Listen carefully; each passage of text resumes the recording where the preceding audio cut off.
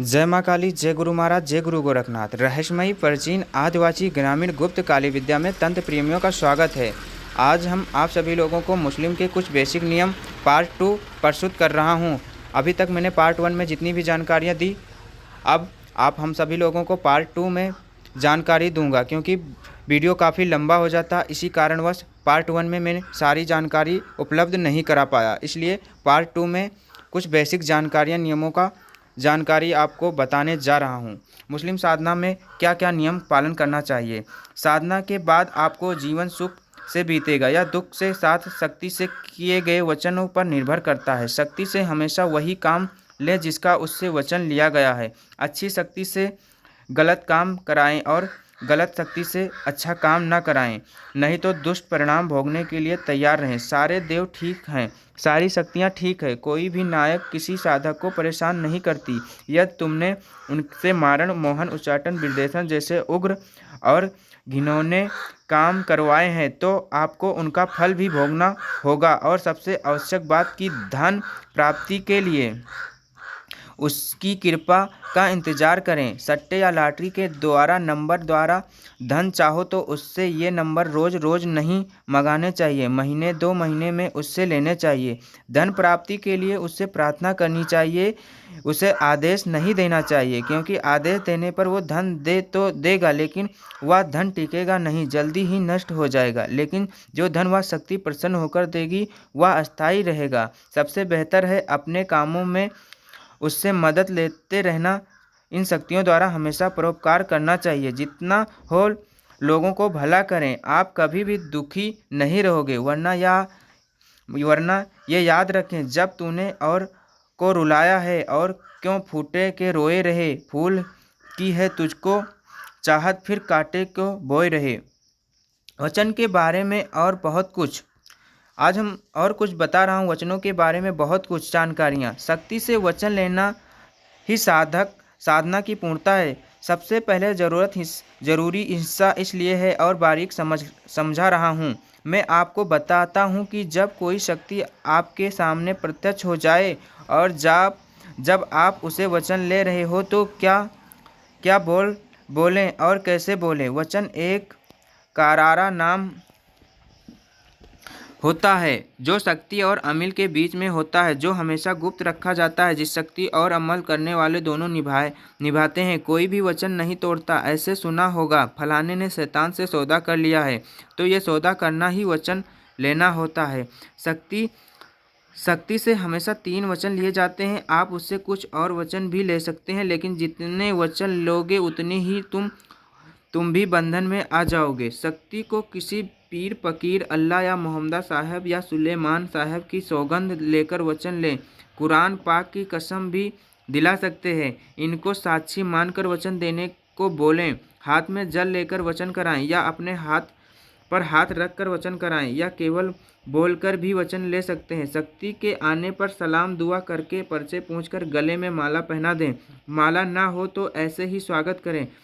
पहला वचन। शक्ति से हमेशा पहला वचन ये लिया जाता है कि जब मैं चाहूँ, जहाँ चाहूँ, धरती हो, आसमान हो, घर हो, बाहर हो, खेत हो, खलियान हो, चाहे जहाँ हो चाहूँ वहाँ मेरे बुलाने पर तुम हाजिर होना पड़ेगा। हर हाल में तुम्हें आना होगा। तब कोई शक्ति अपना मर्यादा रख देती है कि मैं वहाँ नहीं आ सकती या नहीं आ सकता, जैसे किसी मंदिर में, किसी मजार पर, किसी अन्य स्थान पर, तो उसके बातों को समझकर हाँ कर लेना चाहिए। ध्यान रखना शक्ति को हमेशा 24 घंटे साथ रखने का वचन नहीं लेना चाहिए, और ना ही 24 घंटे उससे काम करवाने का वचन लेना चाहिए, नहीं तो शक्ति 24 घंटे काम मांगकर तुम परेशान कर देगी। इसलिए जब मैं तुम बुलाऊं तो तुम हाजिर हो जाओ। इसलिए जब मैं तुम्हें बुलाऊं तब तुम हाजिर हो जाओ। ये वचन बहुत संभाल कर लेना जरूरी होता है। सारी गड़बड़ इस वचन में होती है। दूसरी वचन में बोला जाता है, अब मुझे तुम दूसरा वचन दो कि मैं जिस काम को करने का कहूँ वो काम करोगे ही करोगे। मैं जो वस्तु मांगूँ वो फल फूल मेवा हो या सब कुछ लाकर दोगे। भूत भविष्य के बारे में बता दोगे। वशीकरण, इलाज वगैरह सब करोगे। धन के मार्गदर्शन में बताओगे, सट्टे का नंबर दोगे, मेरी सांसारिक परेशानी में मेरी मदद करोगे और सबसे ज़रूरी बात यह है, मुझसे कभी भी किसी भी बात पर झूठ नहीं बोलोगे। यदि कोई शब्द मुझे परेशान करेगा तो उसे सबक सिखाओगे और जो करवाना चाहता हूँ वो सब वचन में बोल देना चाहिए, वरना बाद में ये लोग यह कहकर मुकर जाते हैं कि ये गलत काम है और तुमने मुझसे वचन अच्छे काम के लिए लिया है। शक्ति अपनी मर्यादा बता देती है कि मैं ये काम कर सकती हूँ या नहीं कर सकती, जैसे वैसे मना कर के वचन ले लें। तीसरी वचन उससे बोलें कि अब मैं तुमसे तीसरा वचन लेता हूँ कि तुम मेरी और मेरे परिवार की हमेशा रक्षा और सुरक्षा करोगे। तुम मुझे और भी परिवार को कभी भी किसी भी बात पर परेशान नहीं करोगे, चाहे मुझसे या मेरे परिवार से कोई भी किसी भी गलती हो जाए तुम हमें परेशान नहीं करोगे और भविष्य में यदि मैं चाहूँ तो तुम विसर्जित कर सकता हूँ। इन तीनों वचनों से कोई भी वचन यदि तोड़ते हो तो जलाकर भस्म हो जाओगे या पानी में डूब कर मरोगे, दो छक की आग में जलोगे। इस तरह से वचन लेने पर हमेशा आप सुरक्षित रहोगे, आपको कुछ अहित नहीं होगा। शक्ति यदि कुछ बातों के लिए मना कर दे तो उसकी बातों मान लेनी चाहिए, जैसे जिस प्रकार से भी सहमति हो जाए वचन कर लेना चाहिए। यदि मैं ये वचन लंबे लग रहे हो तो 60 में 3 वचन ले रहा हूँ। पहला, मैं जब बुलाऊँ जहाँ बुलाऊँ हाजिर होगे। दूसरा, मैं जिस काम में कहूँ वह काम करोगे। तीसरा, मेरी और मेरे परिवार की हमेशा रक्षा करोगे। शक्ति ये बोल कि तुम मुझे कितने साल तक के लिए रखना चाहते हो तो बोल दें कि 3 साल, 5 साल या 12 साल, 20 साल के लिए रखना चाहता हूँ। शक्ति कहे कि किस रूप में रखना चाहते हो तो रूप का मतलब होता है माँ, बहन, बेटी, दोस्त, पिता, बेटा, भाई, दास यानी कि नौकर, प्रेमी या प्रेमिका या शक्ति रूप में। तो जिस रूप में रखना चाहोगे उस रूप में शक्ति के साथ रखने के लिए बोल दें।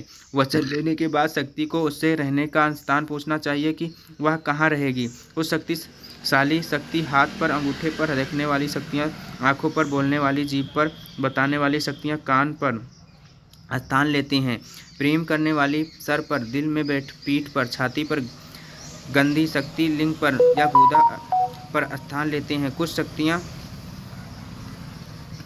इस प्रकार वचनों के बारे में और बहुत कुछ। शक्ति से वचन लेने ही साधना की पूर्णता है, वही सबसे ज़रूरी हिस्सा है, इसलिए इससे और बारीकी से समझ लिया जाए तो ज़्यादा अच्छा है।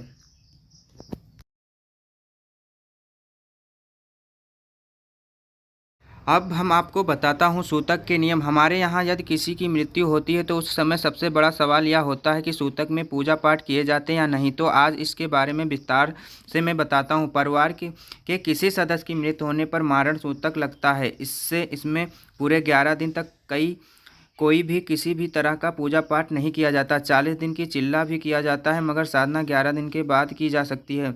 परिवार के सदस्य यदि कहीं बाहर है, चाहे हजारों किलोमीटर दूर रहता है, तब भी परिवार के किसी भी सदस्य की मृत्यु होने पर उसे 11 दिन तक पूजा पाठ नहीं करना चाहिए। परिवार में किसी के यहाँ किसी बच्चे के जन्म लेने पर जनाना सूतक लगता है। ये तब तक माना जाता है जब तक बच्चे का नामकरण नहीं होता। बेटी के यहाँ के सूतक माँ पिता का केवल 1 दिन का लगता है। गर्भपात होने पर 1 दिन का सूतक लगता है। बच्चे के जन्म लेने के बाद बच्चे की मृत्यु होने पर जितने माह का बच्चा होता है उतने दिन सूतक लगते हैं। 1 साल के बच्चे की मृत्यु पर पूरे 11 दिन सूतक माना जाता है। सूतक काल में कोई भी साधना शुरू नहीं की जाती। हाँ, यदि पहले से कोई साधना करते आ रहे हैं तो यदि वो रेगुलर रखना चाहते हैं तो या रख सकते हैं। मृत्यु किसी खास की नहीं हुई है तो साधना रेगुलर रखी जा सकती है। सूतक में अमल जारी रख सकता है, मगर नया अमल शुरू नहीं किया जा सकता। पहले से शुरू किया हुआ अमल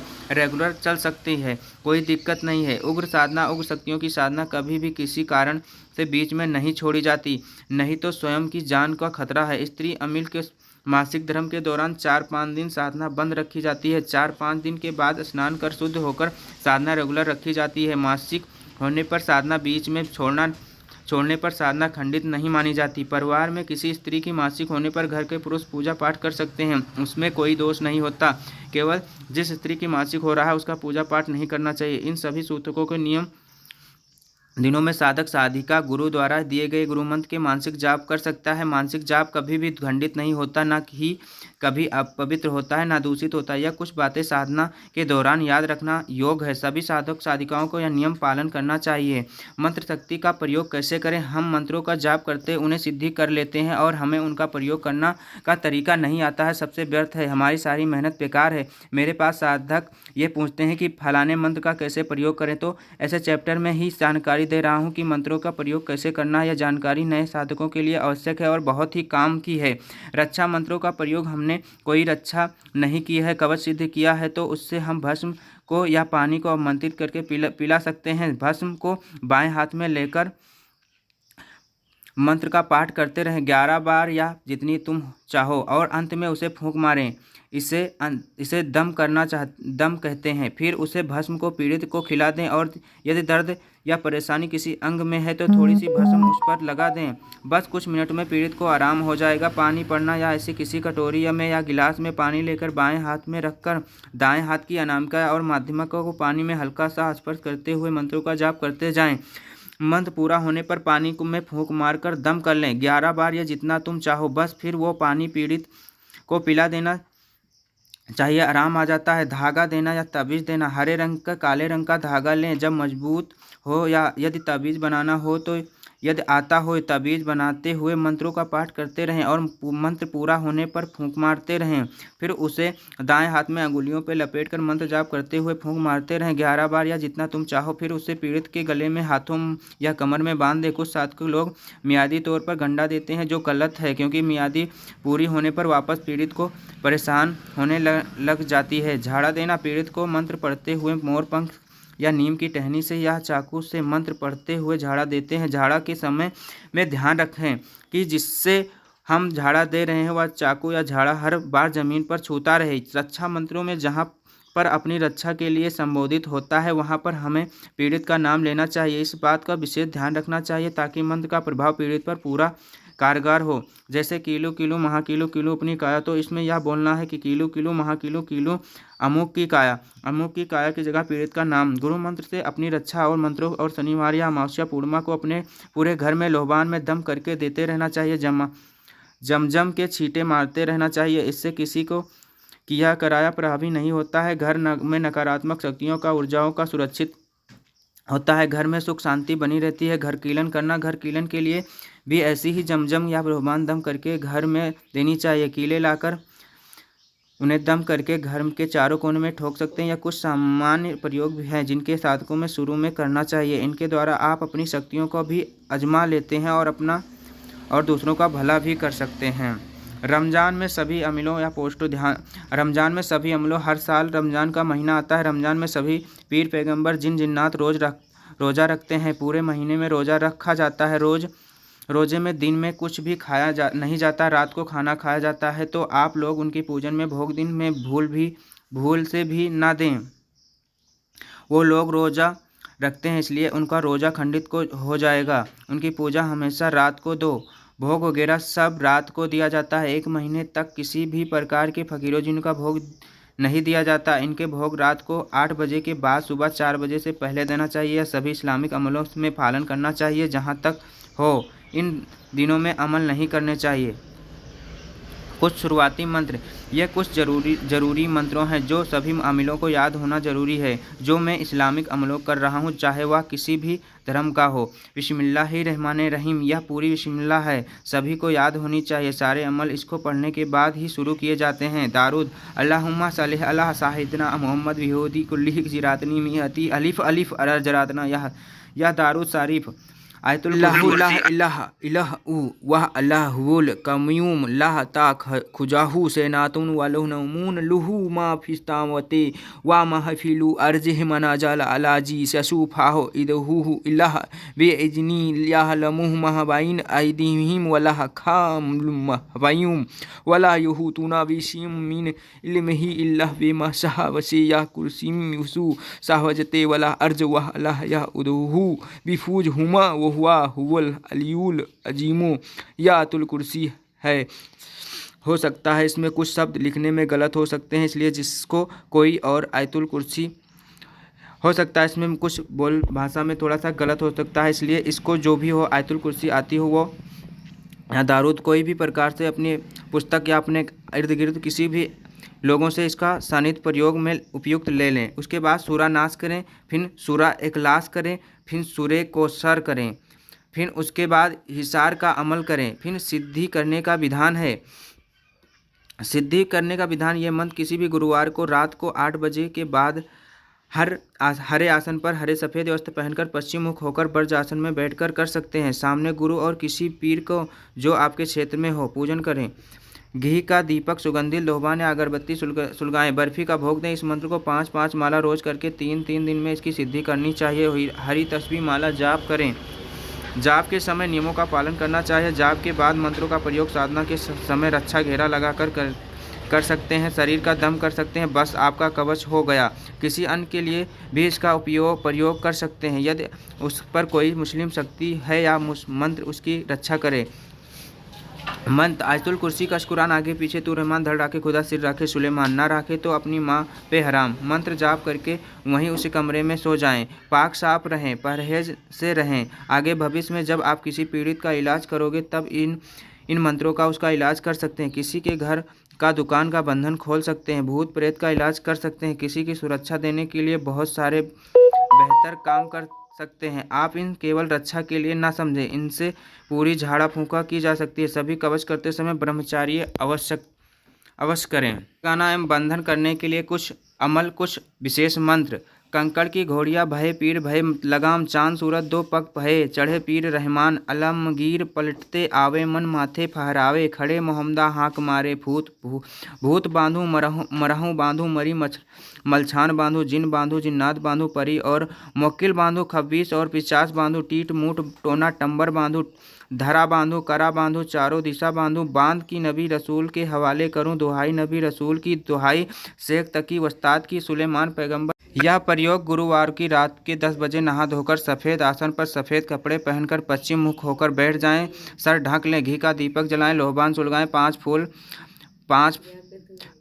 फूल दें, गुलाब के इत्र दें, अपने उस्ताद और पीरों की मिठाई का भोग लें। उसके बाद मंत्र की तस्बीह माला से 2 माला जाप कर लें। 3 दिन जाप करने पर यह मंत्र सिद्ध हो जाएगा। उसके मंत्रों से जिन जिन्नात शैतान पिशाच ग्रासित व्यक्ति को 7 बार पढ़कर लौंग देवें, 7 बार पढ़कर लौंग फोड़कर खाने को देवें, इसकी वह ठीक हो जाएगा। झाड़ा दे दें, इससे मंत्र को उतारा में काम लें। ये बंधन का मंत्र है, इसका कुछ भी बांध सकते हैं। इसे करना बहुत ही आवश्यक है, इसलिए पार्ट 2 में सारी विधि विधान में आप सभी लोगों को विस्तार से वर्णित कर दिया है। जिन साधकों को इन नियमों का पालन करके आगे बढ़ते हैं उनको समस्त प्रकार की मुस्लिम साधनाओं में आकर्षण एवं सफलता प्राप्त होगी। यह बहुत ही विशेष वीडियो है, इसलिए थोड़ा लंबा हो गया है, लेकिन इसमें जो बेसिक नियमों एवं जानकारी दी गई है वो बहुत ही ज़रूरी है। ये लास्ट वाला सुरक्षा मंत्र करना सिद्ध करना बहुत ही परम आवश्यक है, इसलिए ये साधना ये मंत्र सुरक्षा का सिद्ध करना बहुत ही ज़रूरी है। ये साधना सिद्ध करने के बाद आप मुस्लिम पीर फकीर मुस्लिम किसी भी प्रकार की साधना में सुरक्षा प्रदान करने के लिए बहुत ही उपयोगी है। इसलिए यह साधना मंत्र हम ये कुछ बेसिक नियमों का ज़रूर फॉलो करें। आप सभी लोगों को अमल एवं पीरों की अमल होने में सहयोग मिले। आप सभी लोगों को यही तरह से प्रार्थना करते हुए आज के लिए बस इतना ही। जय माँ काली, जय गुरु महाराज, जय गुरु।